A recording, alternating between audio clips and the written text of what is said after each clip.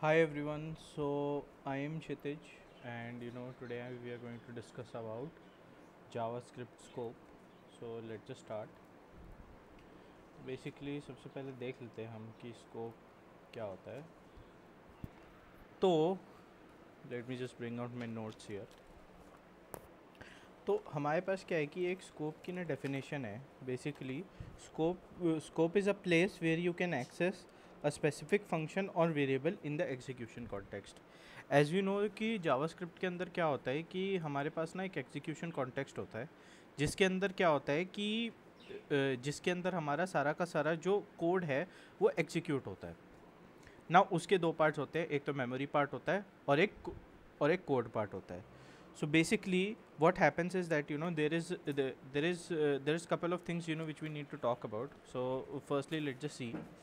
So for example, जैसे कि ये इंटरव्यू में बहुत पूछा जाता है question. Late me just say that let just say कि मेरे पास क्या है कि एक फंक्शन है.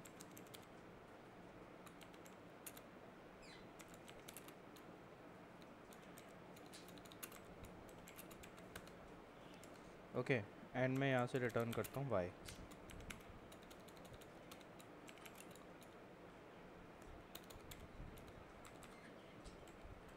या इसको ऐसे नहीं बनाते.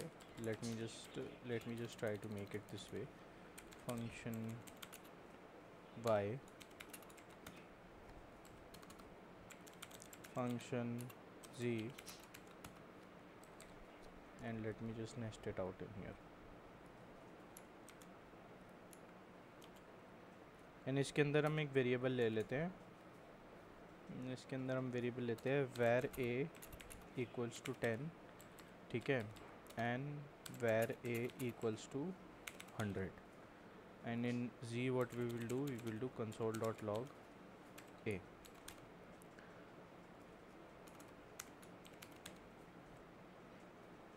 name z, right? And then we have to call by over here. Let me refactor it. Okay and यहाँ पे हम x को कॉल कर देते हैं.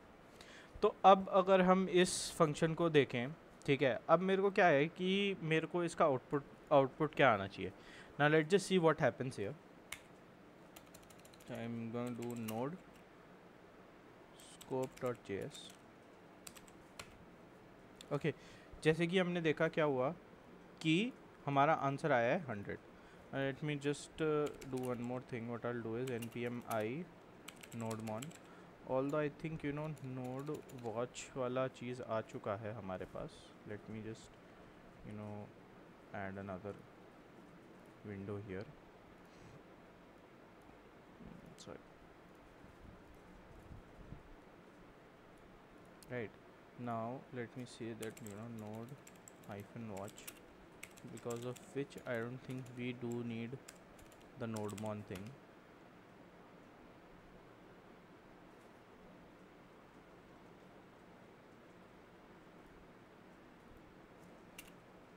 Command. Okay, I think it's not present, so I think फिर हमें so I think हमें फिर npm nodemon इंस्टॉल कर लेना चाहिए. npm nodemon, right? And let me do nodemon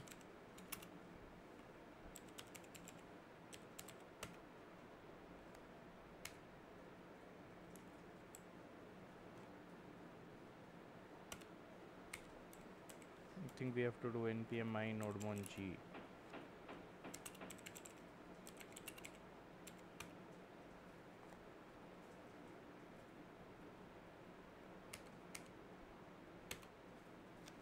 हाँ, तो अब अगर मैं इसका आउटपुट लेट मी कैलिब्रेटेड, अगर मैं इसका आउटपुट निकाल के देखूँ तो ये आउटपुट क्या है, 100 आया है. तो अब ये चीज़ क्यों हुई? ठीक है, मैंने ए को यहाँ पे भी डिक्लेयर किया था और मैंने ए को यहाँ पे भी डिक्लेयर किया था. तो इसका जो आंसर लाई करता है इस चीज़ को, इस बेसिकली इस पूरे होल स्टफ को बोलते हैं हम स्कोप चेन. ठीक है. एंड इस पूरी फंक्शनैलिटी को हम बोलेंगे लेक्सिकल स्कोप.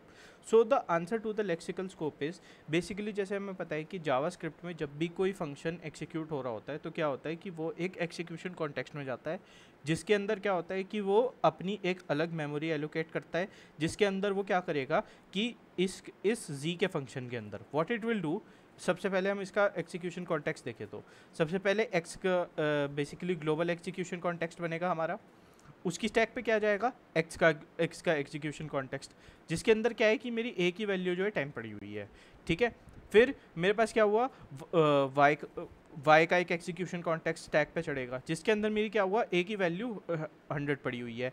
एंड फिर फाइनली क्या होगा कि यहाँ पे ये क्या करेगा, जेड का एग्जीक्यूशन स्टैक बनाएगा एंड उसकी वैल्यू देखेगा विच इज़ नॉट प्रेजेंट, जबकि इस ब्लॉक के अंदर ए की वैल्यू प्रेजेंट नहीं है. तो ये क्या करेगा, ये लेक्सिकल हायरार्की में जाके इस चीज़ को देखने लग जाएगा, ये लेक्सिकल वे में इसको जाके देखने लग जाएगा. So what I mean by this is कि क्योंकि इसे यहाँ पे ए नहीं मिला तो ये क्या करेगा, Z के ऊपर वाले स्कोप में जाके चेक करेगा एंड वहाँ पे उसने देखा तो यहाँ पे इसको मिल गया, यहाँ पे इसको A मिल गया एंड इसलिए इसने इसको 100 एग्जीक्यूट कर दिया.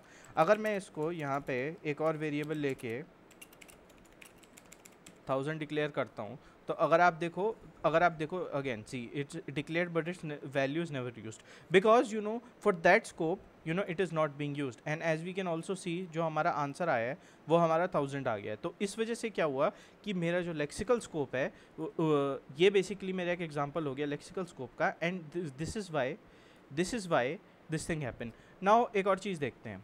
तो बेसिकली हम इसका हमने ये लेवल तो देख लिया. बेसिकली एक इनर स्कोप के पास क्या है कि आउटर स्कोप का एक्सेस है.